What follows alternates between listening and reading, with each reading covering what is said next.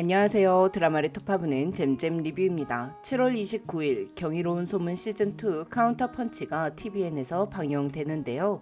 웹툰부터 시작해서 드라마까지 경이로운 소문에 대한 애정이 각별하기에 학폭 의혹만 4번을 받고 2023년까지도 그 의혹이 해소되지 않은 조병규 배우가 나오는 이 드라마를 봐야 하는지 말아야 하는지 고민이 되더라고요. 총 4차례 조병규에게 학교 폭력을 당했다고 주장하는 글이 등장했지만 조병규는 단 한 번도 학교 폭력 의혹을 인정한 적이 없고 오히려 의혹이 제기될 때마다 강경 대응을 예고하며 적극적으로 부인해왔습니다. 하지만 원래 가해자가 순순히 자신의 학폭을 인정하는 경우는 거의 없잖아요. 소속사가 언론 플레이를 하는 걸 수도 있고요.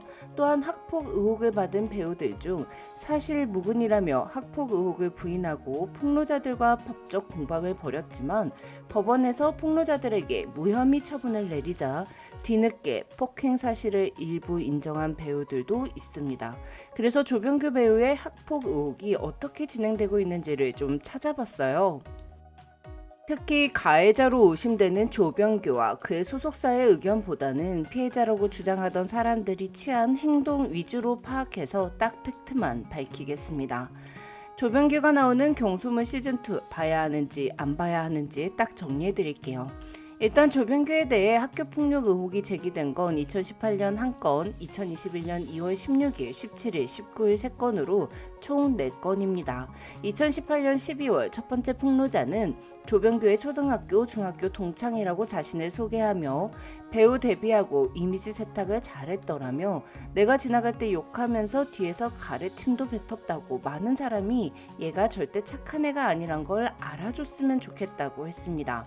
하지만 조병규 측은 허무맹랑한 소문이라며 부인했고 이후 첫 번째 폭로글을 작성한 글쓴이는 본인의 글을 삭제합니다. 그럼 이제 다음 연달아 3번의 폭로가 나왔던 2021년을 살펴볼게요. 2021년 2월 16일 두 번째 폭로자는 조병규와 뉴질랜드에서 학교를 같이 다녔으며 조병규에게 신체적인 폭력은 없었지만 언어 폭력을 당했다고 주장합니다. 두 번째 폭로자는 조병규와 뉴질랜드에서 같은 학년을 다닌 증거가 있고 홈스테이했던 분들과 부모님들까지 폭행을 당했다는 걸 다 알고 있기에 증인이 많아 고소에 대한 걱정은 없다며 조병규에게 너의 과거를 묻지 말고 사과 한번 하고 당당하게 살라고 글을 올렸습니다. 하지만 바로 다음 날 조병규의 소속사는 배우 조병규에 대한 근거 없는 학폭 논란을 촉발시킨 게시글 작성자들에 대해 법적 조치에 나섰고 두 번째 폭로자가 작성한 확약서를 공개합니다. 피해자는 경찰 수사 중 인터넷상에 올린 글이 허위 사실임을 시인하고 이를 깊이 반성하는 공식 사과문을 보내며 선처를 요구했다고 밝혔습니다. 2021년 2월 17일 세 번째 폭로자는 네이트 판에 조병규가 뉴질랜드로 유학을 가기 전 초중학교 시절 일진 무리에 속해 있었으며 자신에게 비비탄 총을 난사하고 축구장을 뺏었다고 주장했습니다. 하지만 2021년 7월 조병규의 소속사는 2월 17일 글을 게시한 두 번째 폭로자가 부천 원미경찰서의 사이버팀 경찰 수사를 통해 본인의 진술이 허위 사실임을 인정했다고 밝혔습니다. 마지막으로 2021년 2월 19일 네 번째 폭로자는 뉴질랜드 유학 시절에 조병규로부터 비가 내리는 날 우산으로 폭행당했고 먹을 것을 사주거나 노래방비를 내야 했다고 주장합니다. 이에 조병규의 소속사 HB 엔터테인먼트는 악의적인 목적으로 무분별한 허위 사실을 게재한 이들에게 법적 책임을 묻고자 경찰 수사를 정식 의뢰했다고 밝혔습니다.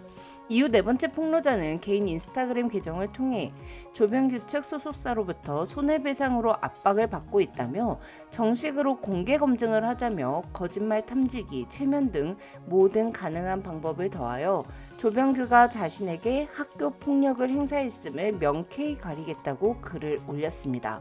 그런데 이 네 번째 폭로자가 조병규 측 소속사가 고소해 경찰이 입국을 요청했지만 응하지 않고 있는 것으로 밝혀졌어요.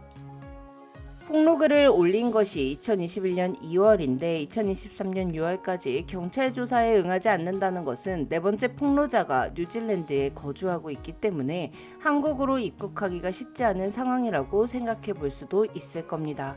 하지만 공개 검증을 그렇게 원했으면서 진실을 밝힐 기회를 잡지 않는다는 건 좀 이해가 가지 않는 행동이죠. 즉 조병규에게 학교 폭력을 당했다고 주장한 4건의 사건 중 첫 번째 건은 폭로자가 자신의 쓴 글을 삭제했고 두 번째와 세 번째 건은 폭로자가 허위 사실을 유포했다고 인정했습니다.